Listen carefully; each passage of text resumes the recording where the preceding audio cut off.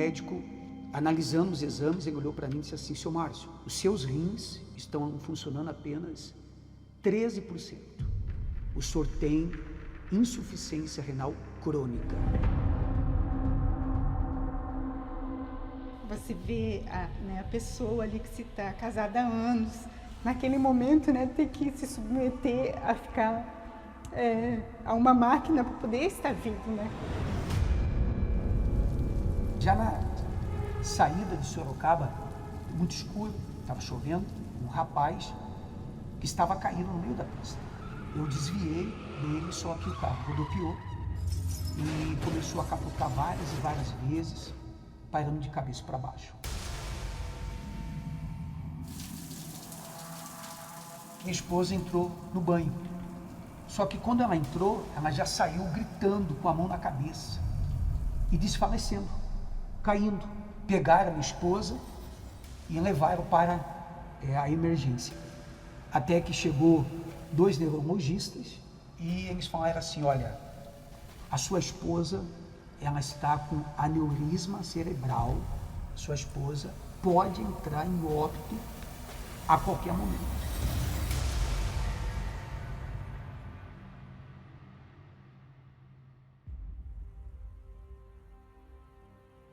Chegou o cirurgião dizendo assim: olha, nós vamos ter que operar sua esposa e essa cirurgia é uma cirurgia de alto risco, risco de morte.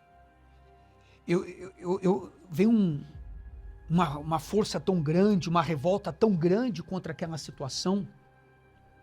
Eu falei: Deus, há 25 anos eu te sirvo no altar. Eu vivo o que prego e prego o que vivo.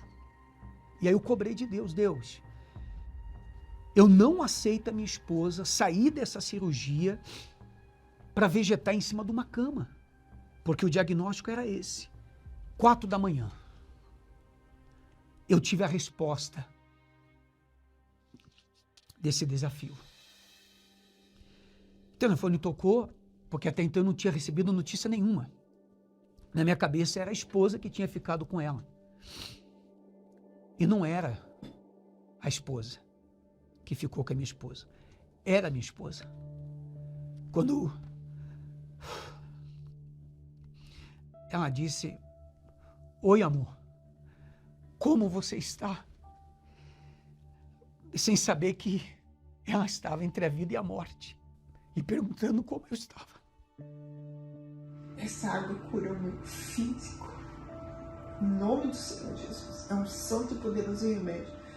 Deus foi trabalhando dia após dia.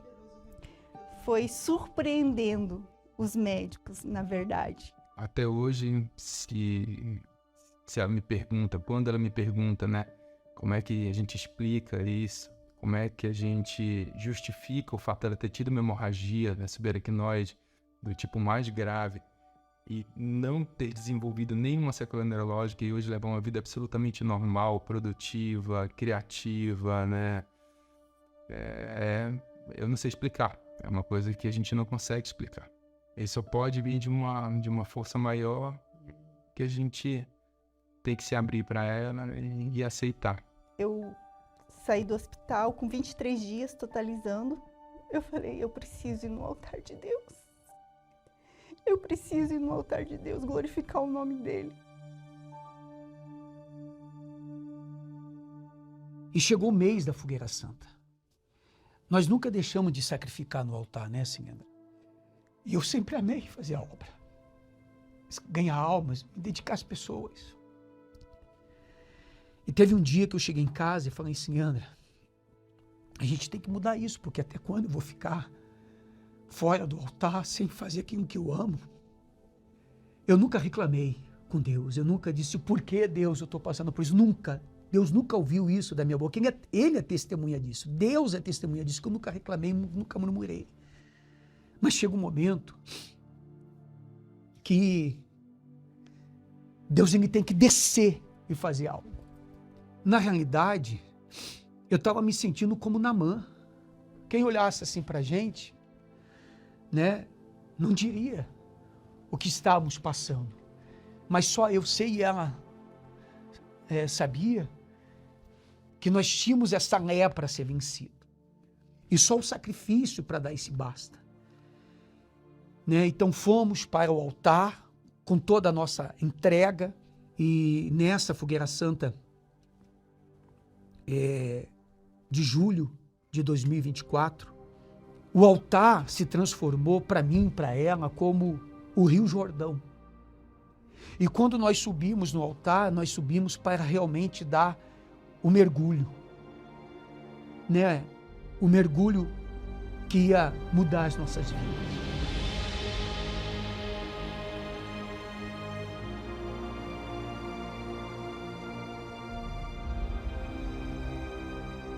E eu posso dizer para você que não demorou muito. Deus respondeu. Porque apareceu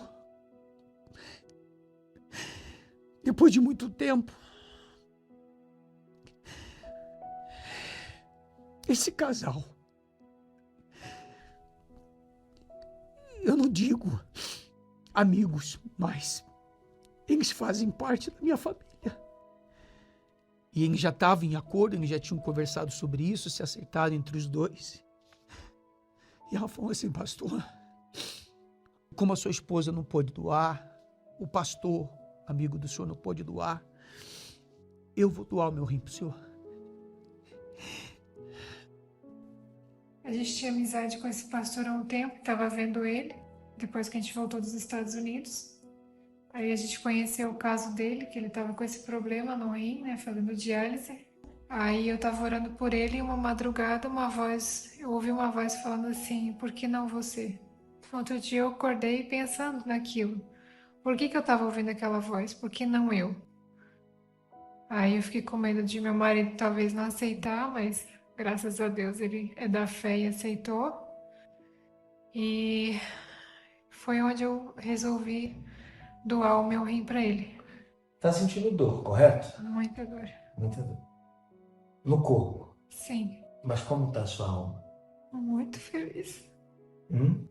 Muito feliz pela oportunidade de poder ganhar ainda mais almas através dessa atitude.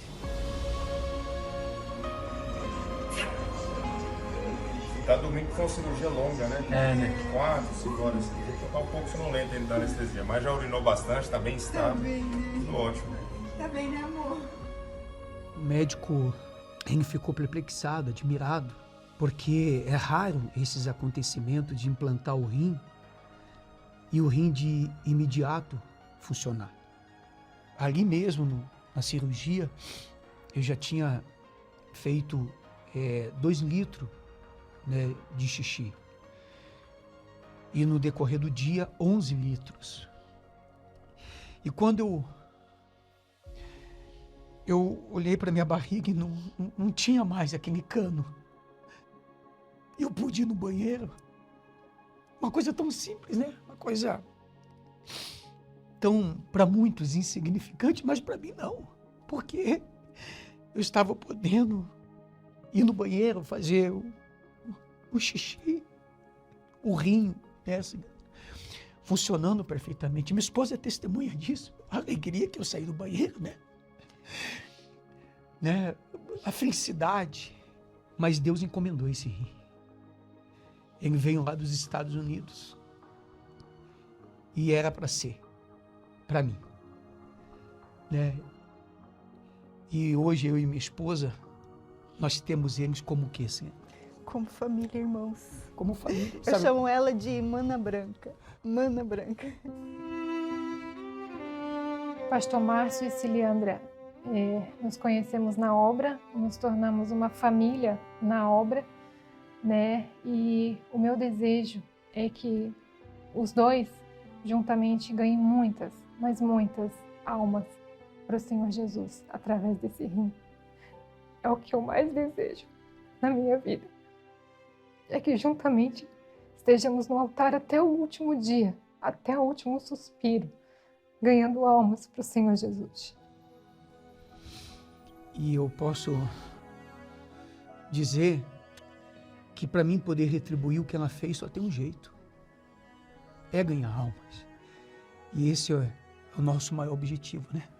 E sim, nós vamos até o fim ganhar almas. Até o último suspiro, sim.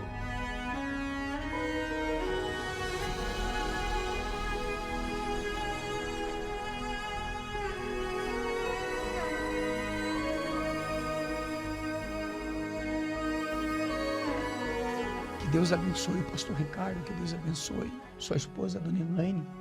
Deus abençoe muito. Que possa dar para eles o que eu não posso.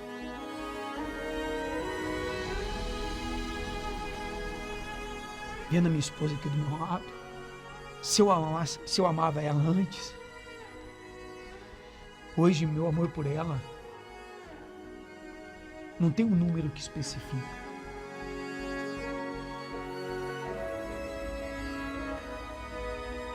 Eu posso garantir que eu, sem o Espírito Santo, eu não suportaria. E é isso que me alegra, porque com o Espírito Santo, eu consegui vencer tudo isso.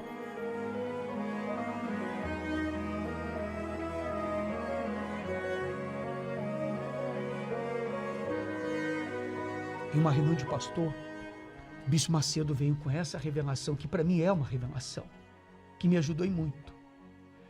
Que diz assim: examinai-vos a vós mesmos, se permaneceis na fé. Provai-vos a vós mesmos.